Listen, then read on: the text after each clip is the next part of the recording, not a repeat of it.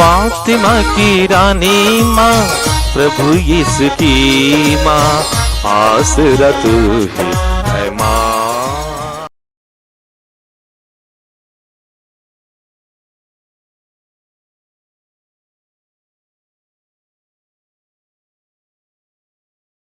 पहला पाठ विधि विवरण ग्रंथ अध्याय 26 पद संख्याएं 4 से 10 तक। मूसा ने लोगों से कहा, पुरोहित तुम्हारे हाथ से टोकरा लेकर उसे तुम्हारे प्रभु ईश्वर की वेदी के सामने रख देगा। तब तुम लोग अपने प्रभु ईश्वर के सामने यह कहोगे, हमारे पूर्वज अरामी यावर थे। जब वे शरण लेने के लिए मिस्र देश में बसने आए तो थोड़े थे, किंतु वे वहाँ एक शक्तिशाली, बहुसंख्य तथा महान राष्ट्र बन गए। मिस्र के लोग हमें सताने, हम पर अत्याचार करने और हमको कठोर बेगार में लगाने लगे। तब हमने प्रभु के, अपने पूर्वजों के ईश्वर की पुकार की। प्रभु ने हमारी दुर्गति, दुख, तकलीफ तथा हम पर किया जाने वाला अत्याचार देखकर हमारी पुकार सुन ली। आंत तक फैलाकर और चिन्ह तथा चमत्कार दिखाकर प्रभु ने अपने बाहुबल से हमें मिस्र से निकाल लिया। उसने हमें यहाँ लाकर यह देश, जहाँ दूध और मधु की नदियां बहती है, दे दिया। हे प्रभु, तूने मुझे जो भूमि दी है उसकी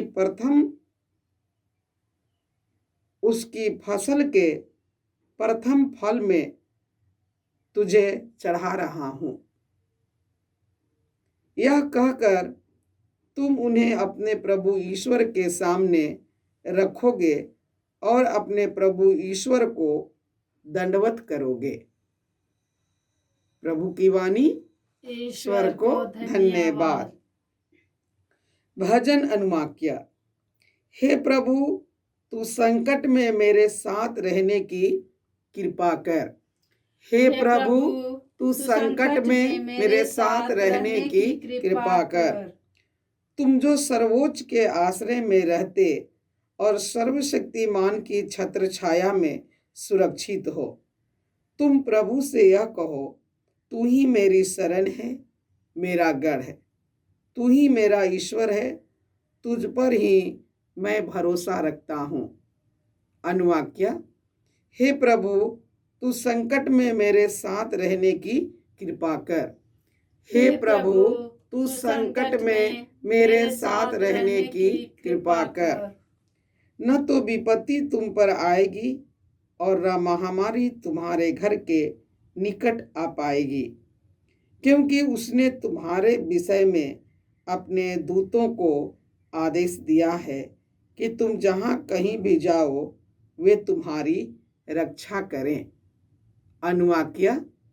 हे प्रभु, तू संकट में मेरे साथ रहने की कृपा कर। हे प्रभु, तू संकट में मेरे साथ रहने की कृपा कर। वे तुम्हें अपने हाथों पर संभाल लेंगे कि कहीं तुम्हारे पैरों को पत्थर से चोट ना लगे। तुम सांप और बिच्छू पर पैर रखोगे, तुम सिंह और अजगर कुचल दोगे। अनुवाक्य। हे प्रभु, तू संकट में मेरे साथ रहने की कृपा कर। हे प्रभु, तू संकट में मेरे साथ रहने की कृपा कर। वह मेरा भक्त है, इसलिए मैं उसका उद्धार करूंगा। वह मेरा नाम लेता है, इसलिए मैं उसकी रक्षा करूँगा। वह मेरी दुहाई देता है और मैं उसकी सुनूंगा। मैं संकट में उसके साथ रहूंगा और उसे बचाकर सम्मानित करूंगा। अनुवाक्य: हे प्रभु, तू संकट में मेरे साथ रहने की कृपा कर। हे प्रभु, तू संकट में मेरे साथ रहने की कृपा कर। दूसरा पाठ रोमियों के नाम संत पौलुस का पत्र, अध्याय 10, पद संख्याएं 8 से 13 तक। धर्म ग्रंथ कहता है, वचन तुम्हारे पास ही है, वह तुम्हारे मुख में और तुम्हारे हृदय में है। यह विश्वास का वचन है जिसका हम प्रचार करते हैं, क्योंकि यदि आप लोग मुख से स्वीकार करते हैं कि यीशु प्रभु है और हृदय से विश्वास करते हैं कि ईश्वर ने उन्हें मृतकों में से जिलाया है, तो आपको मुक्ति प्राप्त होगी। हृदय से विश्वास करने पर मनुष्य धर्मी बनता है और मुख से स्वीकार करने पर उससे मुक्ति प्राप्त होती है। धर्म ग्रंथ कहता है, जो कोई उस पर विश्वास करता है उसे लज्जित नहीं होना पड़ेगा। इसलिए यहूदी और यूनानी में कोई भेद नहीं है, सबों का एक ही प्रभु है। वह उन सबों के प्रति उदार है जो उनकी दुहाई देते हैं, क्योंकि जो कोई प्रभु के नाम की दुहाई देगा उससे मुक्ति प्राप्त होगी। प्रभु की वाणी। ईश्वर को धन्यवाद। जय घोष। मनुष्य रोटी से ही नहीं जीता है, वह ईश्वर के मुख से निकलने वाले हर एक शब्द से जीता है। प्रभु आप लोगों के साथ हो और आपकी आत्मा के साथ। संत लूकस के अनुसार प्रभु यीशु ख्रिस्त का पवित्र सुसमाचार। हे प्रभु तेरी महिमा हो। अध्याय 4, पद संख्याएं 1 से 13। यीशु पवित्र आत्मा से परिपूर्ण होकर यरदन के तट से लौटे। उस समय आत्मा उन्हें निर्जन प्रदेश ले चला। वह 40 दिन वहां रहे और शैतान ने उनकी परीक्षा ली। यीशु ने उन दिनों कुछ भी नहीं खाया और उसके बाद उन्हें भूख लगी। तब शैतान ने उनसे कहा, यदि आप ईश्वर के पुत्र हो तो इस पत्थर से कह दीजिए कि वह रोटी बन जाए। परंतु यीशु ने उत्तर दिया, लिखा है, मनुष्य रोटी से ही नहीं जीता है। फिर शैतान उन्हें ऊपर उठा ले गया और क्षण भर में संसार के सभी राज्य दिखाकर बोला, मैं आप लोगों को इन सभी राज्यों का अधिकार और उनका वैभव दे दूंगा। यह सब मुझे मिल गया है और मैं जिसे चाहूं उसे दे सकता हूं। यदि आप मेरी आराधना करें तो यह सब आपको मिल जाएगा। पर यीशु ने उसे उत्तर दिया, लिखा है, अपने प्रभु ईश्वर की आराधना करो और केवल उसी की सेवा करो।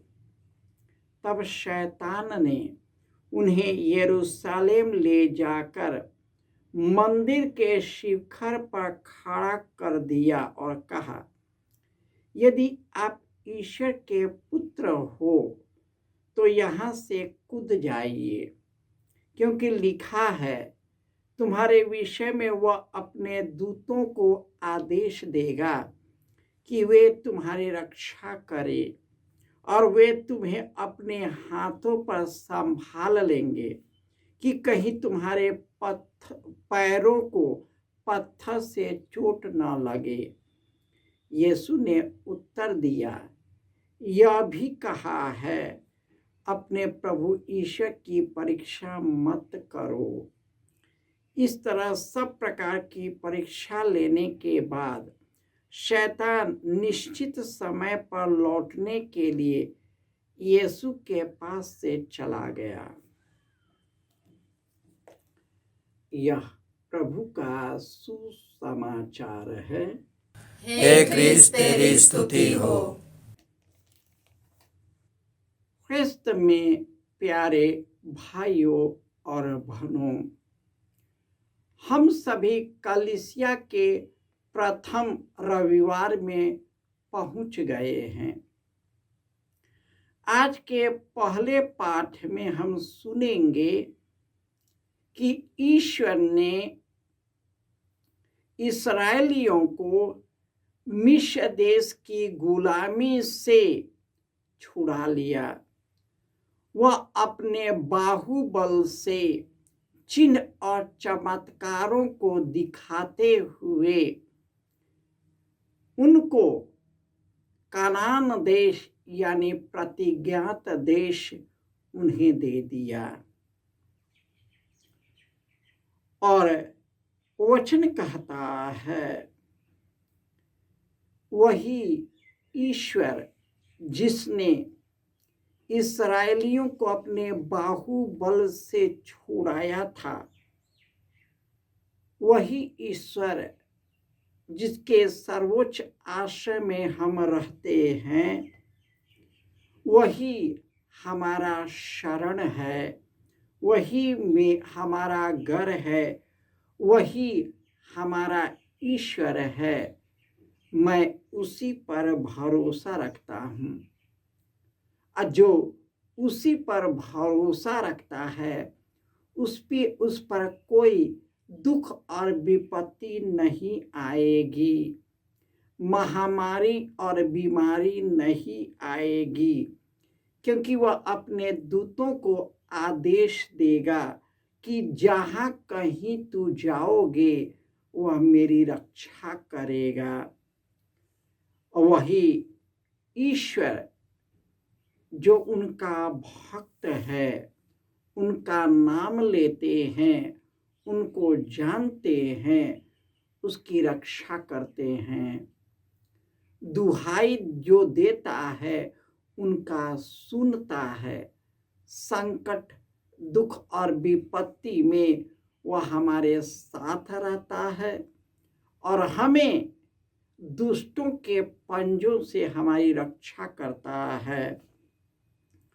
और जो मुख से यह स्वीकार करता है और हृदय से विश्वास करता है कि ईश्वर ने यीशु को मृतकों में से जिलाया है और उसे जीवन प्राप्त है, क्योंकि जो उस पर विश्वास करता है वह कभी लज्जित नहीं होगा। इस दुनिया में रहने से कई परीक्षाएं होती हैं। शरीर जो इस संसार की ओर उन्मुख होता है और यही संसार उसका सब कुछ बनता है। यीशु इसी शरीर पर विजय प्राप्त किया। पहला है मनुष्य का भूख। यीशु भूख पर विजय प्राप्त किया। इस दुनिया की चीजों पर विजय प्राप्त किया और सच्चे ईश्वर को प्यार किया। यही कारण है कि बपतिस्मा के समय पिता ईश्वर की यह वाणी सुनाई पड़ी, यह मेरा प्रिय पुत्र है, मैं इससे अति प्रसन्न हूँ। इस चालीसे के समय में सबसे पहले अपने शरीर, मन और आत्मा को संयोजे रखना है। यह तभी संभव है जब पूर्ण रूपेण ईश्वर से, यीशु से जुड़ते हैं, पवित्र आत्मा से भर जाते हैं। हम शरीर की वासना, संसार के लोभ और जो ईश्वर के नाम पर संसार और सृष्टि की पूजा होती है और ईश्वर को त्याग देते हैं, हम सच्चे ईश्वर की ओर उन्मुख हो जाते हैं। हमारे पाप मिट जाते हैं। पश्चाताप के आंसू से हृदय को पिघलाते हुए ईश्वर की ओर उन्मुख हो जाते हैं और ईश्वर हमारे जीवन को हमें अपने काबू में कर लेता है कि हम शरीर की वासना, संसार का प्रलोभन और दुनिया और लोगों के स्वार्थ और लालच में न फंसे और इस प्रकार शैतान के षड्यंत्रों में न फंसे।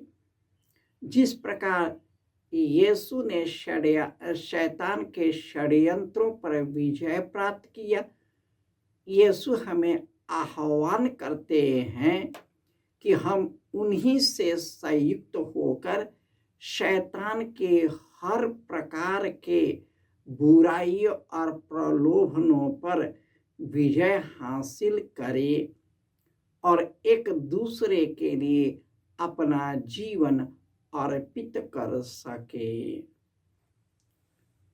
जय यीशु।